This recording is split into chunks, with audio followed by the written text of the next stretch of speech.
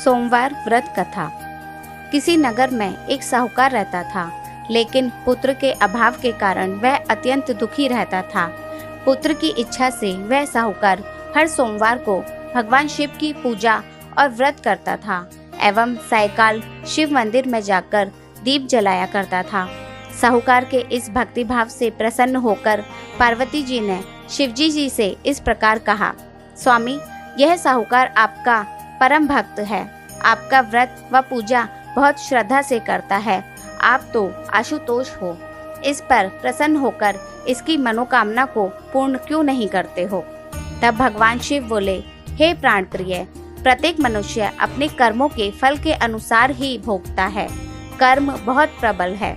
यह साहूकार भी इसका प्रतिवाद नहीं है। यह सुनकर पार्वती बोली, हे नाथ, कर्मों से भाग्य निर्मित होता है, यह सही है, किंतु आपके लिए किसी का भाग्य पलट देना असंभव नहीं है। पार्वती जी का आग्रह देख शिव बोले, प्रिय, यह पुत्र अभाव से दुखी है और पुत्र का सुख इसके भाग्य में है नहीं। तथापि तुम्हारे आग्रह पर मैं इसे पुत्र प्रदान करूंगा, परंतु वह 12 वर्ष से अधिक जीवित नहीं रहेगा। इससे अधिक मैं अपने इस भक्त के लिए और कुछ नहीं कर सकता।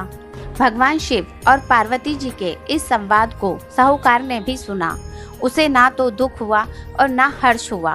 वो पहले की ही तरह सदा शिवजी जी का व्रत व पूजन करता रहा। समय आने पर साहूकार की पत्नी ने एक सुंदर पुत्र को जन्म दिया। इससे साहूकार के घर में बहुत खुशी मनाई गई, किंतु साहूकार ने अधिक प्रसन्नता नहीं दिखाई, क्योंकि वह जानता था उसके पुत्र की आयु मात्र 12 वर्ष की है और उसने यह रहस्य अपने तक ही सीमित रखा। साहूकार का पुत्र 11 वर्ष का होते होते अत्यंत सुंदर व स्वस्थ किशोर हो गया।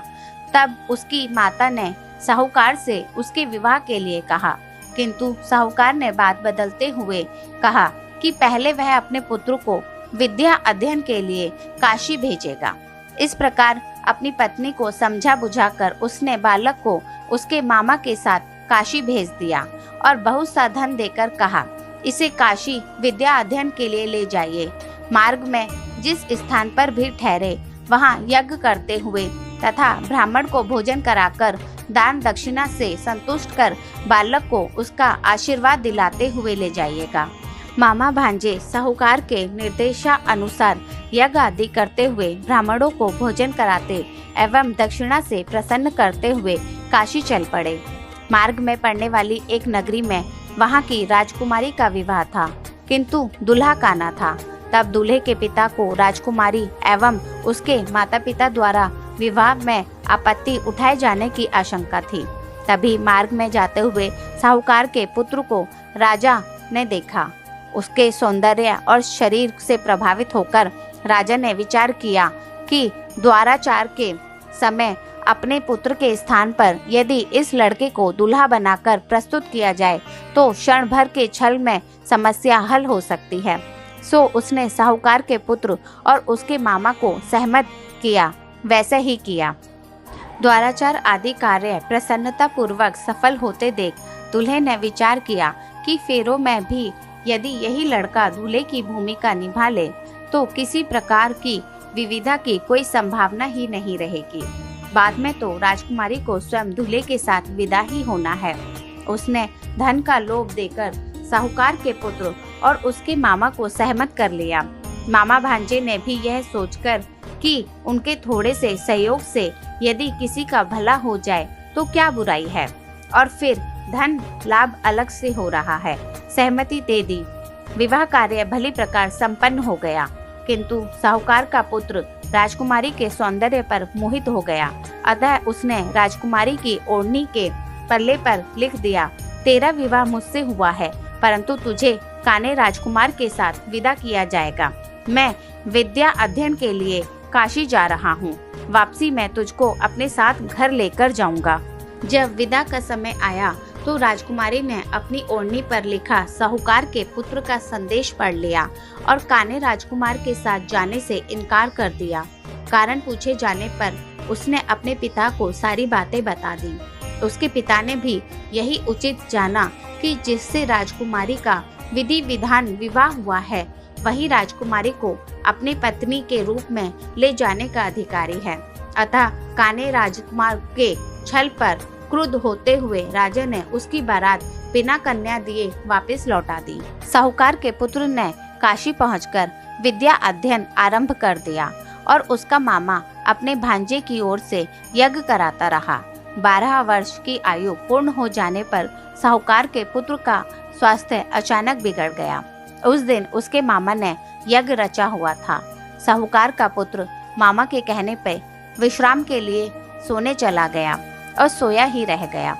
जब मामा को अपने भांजे की मृत्यु का पता चला तो वह अत्यंत दुखी हुआ, पर यज्ञ कार्य अपूर्ण न रह जाए ये सोचकर उसने विलाप नहीं किया और चुपचाप यज्ञ में बैठ गया। ब्राह्मणों द्वारा यज्ञ संपन्न हो जाने और उन्हें दक्षिणा आदि से संतुष्ट कर विदा कर देने के बाद मामा ने अपने भांजे की मृत्यु पर विलाप आरंभ किया। संयोगवश उसी समय शिवजी जी माता पार्वती के साथ उसी मार्ग से जा रहे थे। मामा का करुण क्रंदन सुनकर पार्वती का हृदय यथार्थ हो उठा। वे बोली, हे भोलेनाथ, इस दुखी के कष्टों को हरण कीजिए। इस प्रकार कहकर जब पार्वती शिवजी जी को साथ ले वहां पहुंची तो साहूकार के पुत्र को मृत देखकर वे कहने लगी, स्वामी, यह तो उसी साहूकार का पुत्र है जिसे आपने कृपा पूर्वक पुत्रदान होने का वर दिया था। तब जगत माता पार्वती का हृदय वात्सल्य और करुणा से भर गया। उन्होंने आग्रहपूर्वक शिव से कहा, हे प्राणनाथ, आप तो सभी को वर देने वाले भंडारी हैं। इसके माता पिता के व्रत व पूजन का तथा इसके मामा द्वारा किए गए यज्ञ व दान आदि का कुछ तो फल इन्हें मिलना चाहिए।